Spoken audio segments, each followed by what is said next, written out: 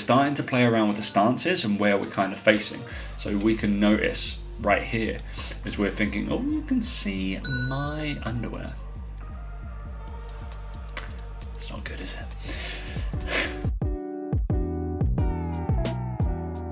Welcome back to the channel, guys. Hey, Coach Tom Hall.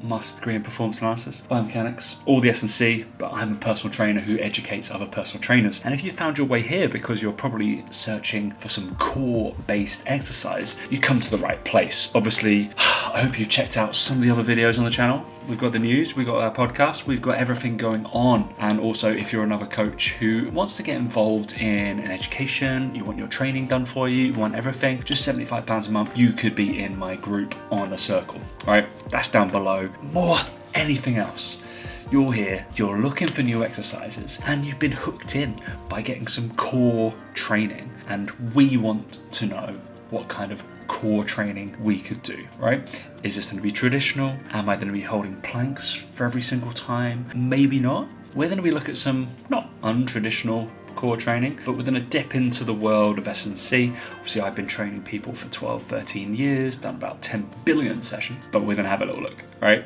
So without further ado, let's bring me in. I know, I've done so many things of like looking at athletes and making sure that they can move correctly or what they're doing. Let's see how I move and also explain. Let's put a timer in, I don't know, 1 to 2 minutes for every single one. Okay, so we're not going to keep you. We have 9. That's the magic number on my channel apparently at the moment. And we're going to go through 9 different exercises that are all core related. And I'm going to be telling you why they're pretty good. Right, number 1. We're going to be going backwards and forwards on these, right? So we have a landmine kind of full moon, half moon kind of drill going on here, right? I'm going to make sure this pauses. Yeah. And it is big and powerful, right? Main kind of things that will be going on here. We're going to make this wind it right to the back, right? So that setup position is in kind of an overhead position. We've got to think on the landmine, actually you're coming out this position, okay? So it's more like an incline than a true overhead position, which is pretty friendly to most people. Cool.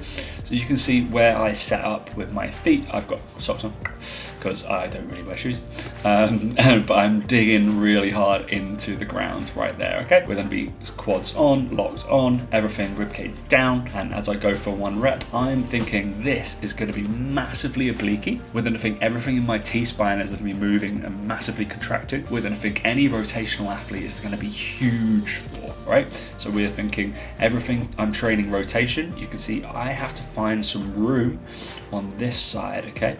You can see my hip wants to go into internal rotation, my hip wants to follow round to this side, and as I rotate back up, I'm going to have to jump and bring that round. I emphasize that jump effect because I want to get powerful all the way through. So if you think of core, right, the foundational bits of core training is everything that is attached to my pelvis and my spine, okay? Everything that comes off there. It allows my arms and my legs to do cool things. So I'm thinking, what can I contract to make sure my pelvis stays pretty rigid, okay? It's allowing a little turn, but I'm going to jump and get really powerful as that goes up, right? Boom, boom, boom, boom, okay? And I'm turning with it. You see everything down this side. My obliques, basically a little bit of my chest and my pec and my shoulders, is that I'm essentially pressing that up and rotating super hard, okay? So everything around there, transverse kind of plane, is massive for a landmine, okay? If you want to get nice and powerful, you can drop it pretty easily down below. Okay, number 2, rattling through. Right, this is going to be a bird dog row. Notice I set up, okay? We're on a bench, okay? So we have our knee, basically it should be sitting on the iliaco side.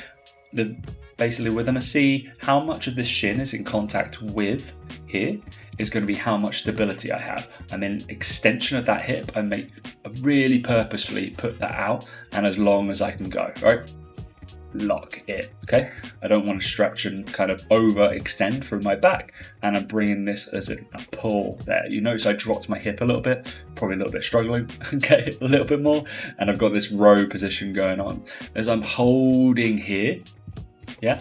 So we've got this is going to be contralateral motion. So we've got this extension pattern of the hip, and I'm having to extend at the shoulder right here, okay? To basically bring that row in.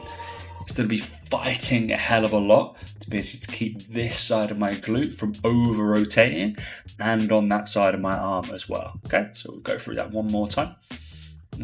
So these guys, really cool. If we're struggling with a little bit of stability, we could take this from the floor or just raise up one side, and I'm adding in a row, which you'll see is quite often for a lot of my kind of core based exercises, which is really cool. All right, let's bring this down slightly. Okay, so adding in a row just into your normal bird dog position. Right, so really simple. Another core position and integrating a row. Okay, so with the row, obviously it's pulling you into and out of either rotation or anti-rotation, which is a lot about what core exercise is. We've got anti-rotation or rotation, which we train, and we've also got anti-flexion, anti-extension, and anti-lateral flexion and extension. All those trainings. Okay, all that is core-based stability. It's what your obliques do. It's what your abs do. It's what your erectors do. Okay, everything that's attached to your pelvis and your spine, remember, right? So we've got this. I go into just a little side plank position. I open that hip because I think it looks a little bit closed off and I didn't want to keep my legs on top of each other, okay? So we've got a cable there, and I've just got a little bit of rigidity happening in that side plank, and I'm allowing a row to happen just to have a little bit of a different kind of vector that's going on, a little bit of variation than just hanging out in a side plank, and it tends to be pretty boring. We can kind of kill two birds with one stone and add this kind of movement pattern what's going on. It'd be cool to put in a fly there as well, something like that, like a reverse fly, pretty nice, but we might as well do a little bit of something when we're going through. Okay, so real simple, lock in. Only reason being why I've gone this way is just to add a little bit of stability and open up a little bit. I could close myself down if I went the other leg over, but my pelvis is going to be a little bit more closed off. I've allowed it to open up, which is just going to be a little bit more stable because I can be quite weak through those positions. Right, cool. Right, we're back into rotation. Okay, so we've got that cable machine again, and we're going through a stagger. Okay, we got a stagger? Maybe not. Okay, those are the cleanest shoes I've ever had in my life, I think. I would normally stagger this, but I don't think I have. I think I go to, but then I changed my mind. This is a straight stance, cable lift position, okay? So you've got kind of two ways you could do this. There's a few ways you could stagger the stance, but we've got a flat stance, okay? Normal stance position. But I could be on my toe here to basically screw a little bit harder, okay? So we're going from a low position, so we're rotating really hard. You can see I'm having to shift off to the side, but everything here, everything controlled in rotation. Remember your obliques, your T-spine, everything is going round and getting really kind of expansive when we go round and explode, right? My pelvis is gonna follow through, and I know you have to use my shoulders and everything to lift up nice and powerfully, okay? So you can see I rotate through this, right? So I'm rotating and punching. I'm gonna pull into my chest, and then I'm gonna punch and push out really hard, right? Good. You can see my extension happens right over those hips as well. So I'm punching those and kind of screwing at the floor. If I was boxing, okay, I was gonna think that's a kind of uppercut kind of position, and I want to be able to kind of, it's that position in golf as well, and you've got to think that you're trying to transfer some force over to this side, so just on my right leg. Also, I'm putting out a cigarette, trying to screw something in the ground. I'm trying to squash something into the ground, okay? That position's really happening as I punch through. One other thing through here, the variation would be I don't move any of my torso or my hips. I've aided rotation here. We could do a lift and keep staring straight ahead, okay? And that's gonna fight all this anti-rotation effect happening. You've got to make that decision based off your client on why you're doing that and that athlete, okay? Do they need aided rotation, or loaded rotation, or do we need to resist against that because they're not too stable for it at all and they don't really need it in their arsenal? Right, next one. We're moving on to just a normal cable chop, okay? This is a super powerful cable chop. I've gone for a handle as a variation here. As you can see, I did have two on my pulley and my tricep kind of rope thing as I was going to do my lift. This one is handle on, a little bit less equipment, and getting nice and powerful. I don't rotate as much, as you can see. I'm thinking my head, so my cervical spine is staying really neutral. Everything in the middle, where my T-spine aids loads of motion, is trying to turn against, and against my pelvis, right? So we've got that chop effect, and everything's going to be chopping down, and my obliques are crunching up, essentially. Instead of extending what we did before that lift, we've got a chop that's happening down below, right? This is going to be a little bit more powerful than the last one. You're going to have a little bit more load that you can control. What I'd also like you to note is probably in here, I'm having to really decel because there's quite a lot of load on there. I know. Oh, it's so strong, I know. But there's quite a lot of load, and you can emphasize the rhythm I'm trying to create, right? So again, you could throw in a variation where you don't go as hard as this, okay? You could control it. It's absolutely applicable. I play a lot of golf, so I'm thinking about striking sports. Maybe if you're boxing, maybe doing anything like that, tennis. This is probably the way you want to go, instead adding that explosivity into your training of that core-based stuff. Cool? Boom, boom, boom. Just like you're chopping wood. Think of your favourite lumberjack. That's what they're going to be training for, okay? Apparently I wanted to just get this in every different angle possible, so all good. Right, so we have another rotation. Cool.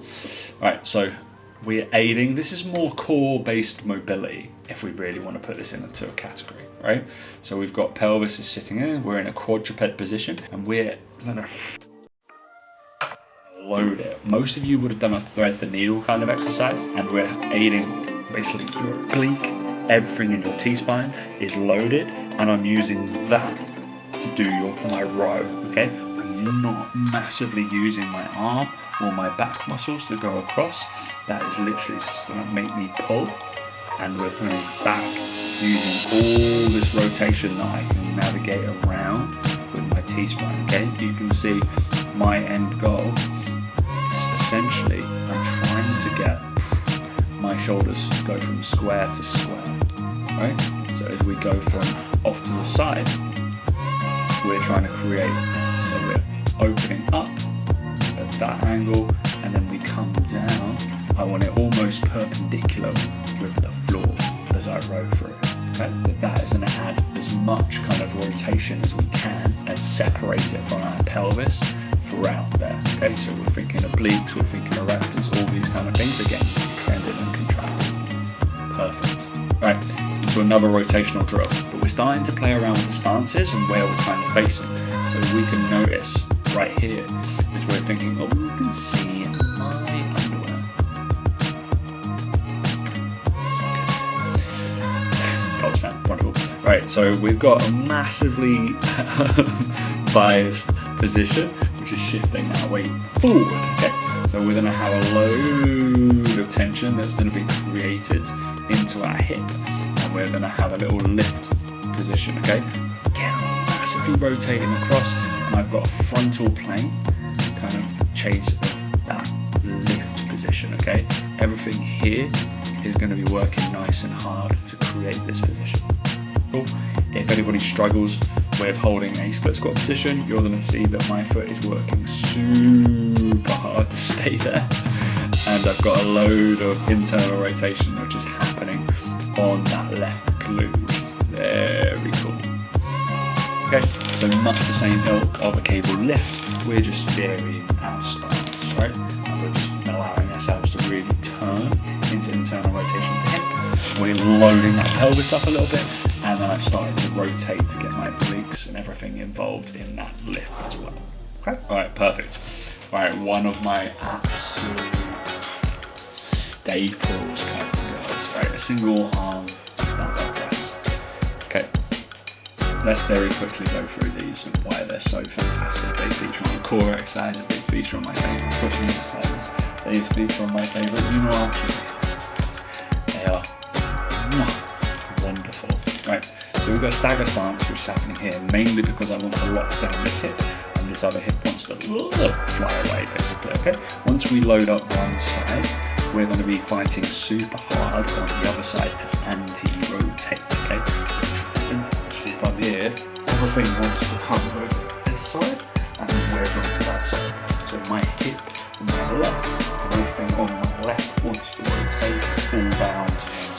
shouldn't really happen. Okay, we don't want that to happen. So we're going to fight against it whilst we've got a push exercise going on, which is wild. And I really know what the hell is going on.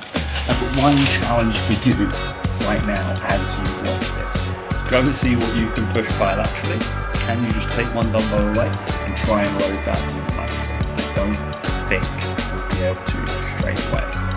Let me know in the comment if you manage to in the next session, okay? Right, so we've got loads of anti-rotation happening. We're looking at that kind of load, pretty heavy, and we're thinking about fighting rotation all the way. As you feel, it puts us out anti-rotation. Go a little harder than that. Run the last one as well. Right, I think this might be the last one.